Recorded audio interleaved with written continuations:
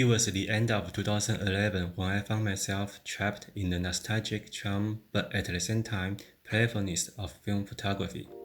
I started out with a few retro toy film cameras, followed by some authentic old-timers coming in a later time. Around that time, photography labs had begun to either close down or quit processing films and turn digital.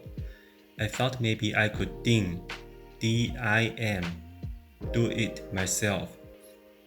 Less than, especially as a reader of script voiceover. Anyway, I learned about black and white film developing back in college. The process seemed doable at home, and the chemicals were quite easy to find locally. So I began dimming black and white film developing. As I possessed no knowledge on making the chemicals because the school didn't get into that while forgetting a huge chunk of the practical part because 7 years had gone by, I had to do some homeworks. During research, I came across a few sayings that color film developing at home was impractical, or that one would be better off just doing black and white.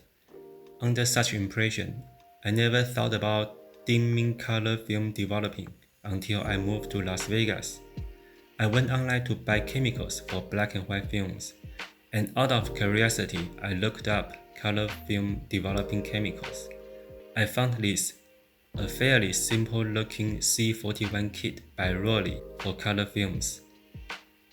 This kit came with fab developer, bleach fix, and stabilizer in the form of concentrate. Developer and bleach fix had parts that needed to be mixed, and all three chemicals were to be diluted before use. I shot only a few rolls of films over a certain period of time, so I divided the chemicals into 3 batches with slim fit containers. When I accumulated about 8 rolls of film, I took one batch out, assembled the chemicals into working solution, and began developing. By doing so, I prevented the rest of each chemical from getting in contact with too much air, as they gradually went if they were to remain in their original big bottles.